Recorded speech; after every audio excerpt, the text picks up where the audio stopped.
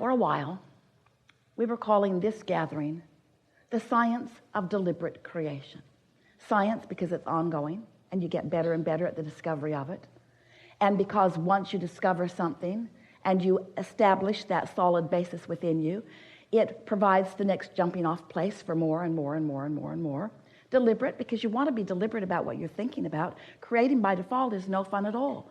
If you're just talking to anybody who talks to you and flowing your vibration all over the place and thinking about what you want in the absence of it and talking about the good and the bad and the things that you want and the pros and the cons and the pluses and the minuses, then you've got your vibration all jacked up. Esther's new term. Not new to you, new to her. So when your vibration is all out of whack like that, then you have no reasonable control over how your life is unfolding, and you have a rough ride. So we want you to understand that through your life you have defined, even without words often, at every level of your being, improvements. You were born to do that. You came into this physical time-space reality with a very clear intention of sifting through in order to determine your personal preferences and improvements. And you do that all day, every day, whether you know that you are or not. When someone is rude, you want a nicer world. When you're rude, you want a nicer world. When you don't have enough of something you want more of it. When you've got something you don't want, you want an improvement in that situation. In other words, all day, every day, you are defining your desires. It's why we like to begin. Do you know what you are wanting? But that's only a small part of the equation, because defining it and being a vibrational match to it are two different things. And your words, no matter how much you say the words of what you want, the universe is not hearing your words. The universe is responding to your vibration. An easy way to understand that is the universe isn't listening to what you say you want. The universe is responding to your vibrational practice about it.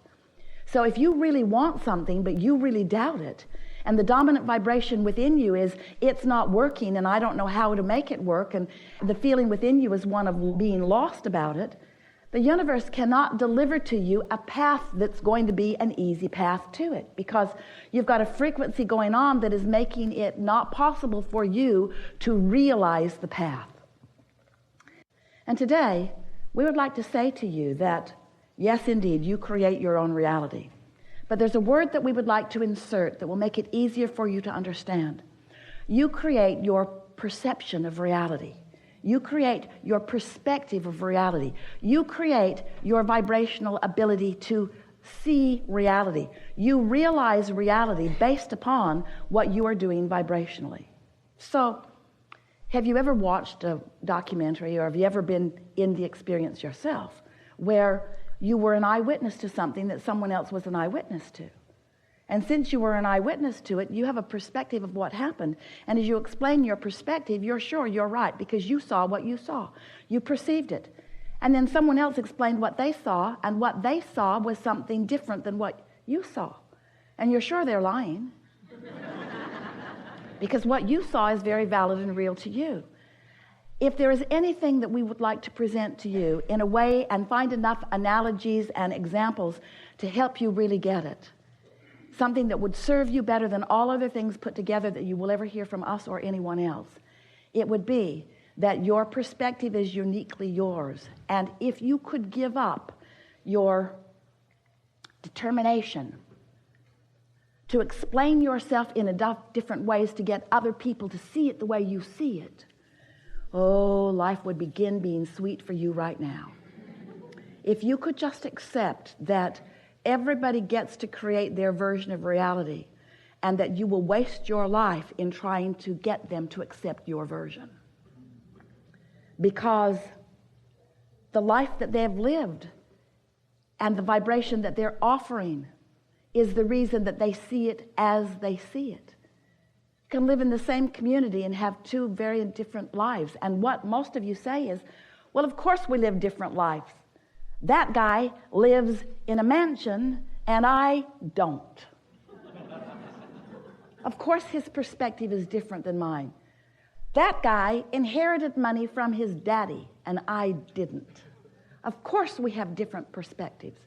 That person was born da da da da da da da da da. As you try to explain why you are not all living the same, you miss the only point that matters. You have different perceptions of reality over which you have complete control.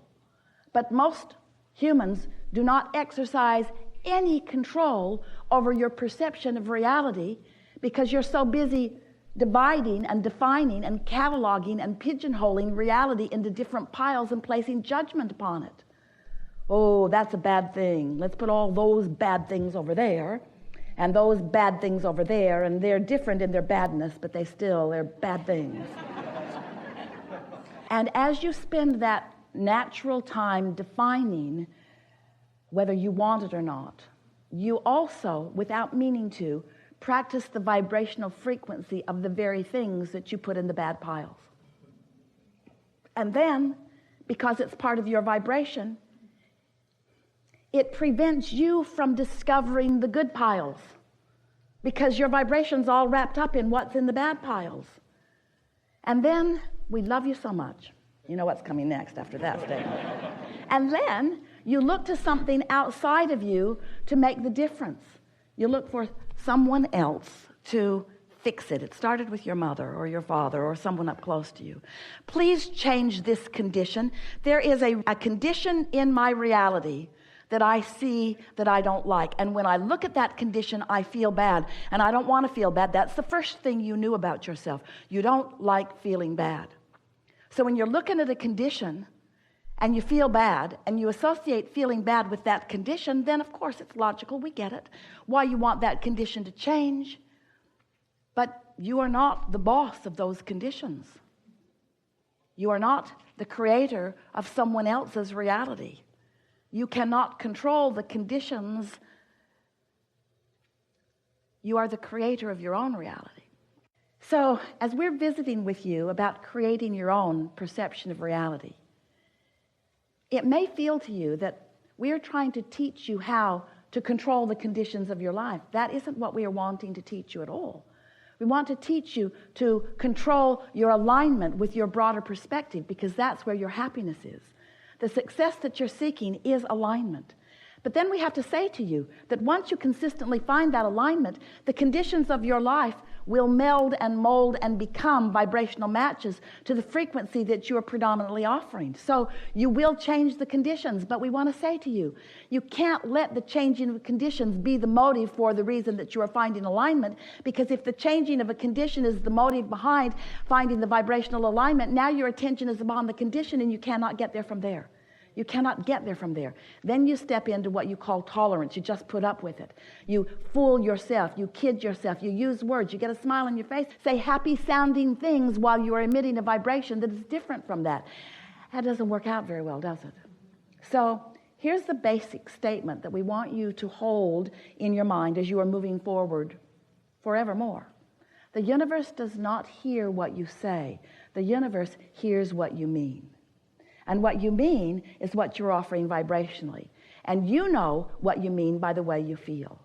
So if you are feeling uncomfortable about something, you have some refocusing to do in order to bring the discomfort into comfort. And as you begin to discover that you have the ability to bring yourself into that comfortable alignment, oh, then so many things that you've been wanting will flow into your experience. You began saying things to us such as, Abraham, I'll accept your odd version of all of this. I can accept that I was something before I was this. And I'll even accept that that something still exists and that there is some relativity to it. And I guess I can accept that my emotions speak to that relationship. And I'll play your silly game. Okay, there's a vortex. There's a vortex, and everything I want is in it. So, Abraham, how do I get my money out of the vortex and into the bank? That's what I really want to know. And it's really what we want you to know. There's no satisfaction. You're physical beings. You've come forth into this physical time-space reality. You are creators. You have come to manifest things. It is never our intention to get you to just be happy with the vibrational version of things. We just want you to know that the vibrational version of things exists and that it does have a frequency and that you've got to feel yourself to the frequency before there is a match and before it can be realized by you. If you want money and you're complaining about not having enough, your money is not going to come out of the vortex into your bank account because there is too much vibrational discord going on with you. So over time, we've been explaining lots of different ways. You got to find the feeling of the money. And you say to us, and we understand, how can I find the feeling of something that isn't? And we say, but you see, you've trained yourself so conditionally. You have been such responders to conditions that you don't realize that you could respond to a vibration and create a condition. You did not come to face reality. You came to create reality. But you can't create a new reality while you've got your undivided attention upon the reality that exists. If you let what is be the reason that you offer the vibration that you offer, it's just going to keep repeating itself. Different places, different faces. Same scenario over and over and over and over again. You don't need our word for that. You know it. You've been living it, haven't you? Different places, different faces, but not much shifting. If you just keep looking at what is and talking about what is and joining groups that also are agreeing about what is, as you keep talking about what is and how much you don't like what is and how long you've been living what is that you don't want to live what is and how many others are living the same what is that you don't want and how somebody else should do something about changing the condition about what is so that you could just observe what is and feel better. And we say, give it up. Give it up. You're only going to continue to perpetuate what is. And a lot of what is pretty sweet, isn't it? There's a lot of what is that you want to continue. There's a lot of what is that is good as it is and is getting better all the time. There is a lot of what is that is really the way you want it to be. But there is some of what is that is not the way you want it to be. And those things, you've got to get your attention off of the what isness of them and onto the vibrational essence of what you are seeking. If you were really tuned in to who you are, there would be one frequency. It's the frequency of who you are, not a frequency of wanted and belief. When you want something that you doubt, you've got two frequencies going on. And the reason that you have two frequencies going on is because in the moment you identify something as a desire, the larger part of you becomes fixated on that desire. So when the larger part of you is focused upon what you want, but you are in any moment in time focused upon its absence or its unlikelihoodness.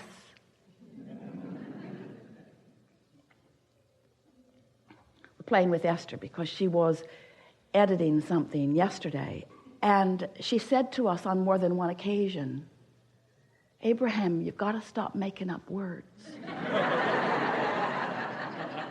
And we said to her, you're the one drawing the dirty pictures. That's an old joke that Esther and Jerry told each other almost every day. Esther is the one who finds the words, and she's reaching for the word that really means what we mean. And sometimes it's necessary to add extra syllables on words to really make the point. So when you get it, that you are an extension of Source and that in every moment you have a relationship with that Source, then life becomes easier because your guidance becomes clearer. And when your guidance is clear, and we want to be very clear about what that guidance is about. It's not about someone thinking you should do something different or that you should be something different. It's about you having defined who you want to be and the guidance within you just helping you feel the path of most allowance, which is the same thing as the path of least resistance to that. You're sort of following what we're getting at? You are the one who has sifted through life, who has defined who you really are and what you really want. And then the Source within you is just holding that frequency steady so that you can feel your way to it. Esther remembers playing a game as a child and then later with her own grandchildren, the hot and cold game, where someone hides something and then they tell you whether you're warmer or colder in relationship to it. And if the person who hid it knows where it is, and usually they remember, and is letting you know what your physical proximity to it is by the simple warmer, colder,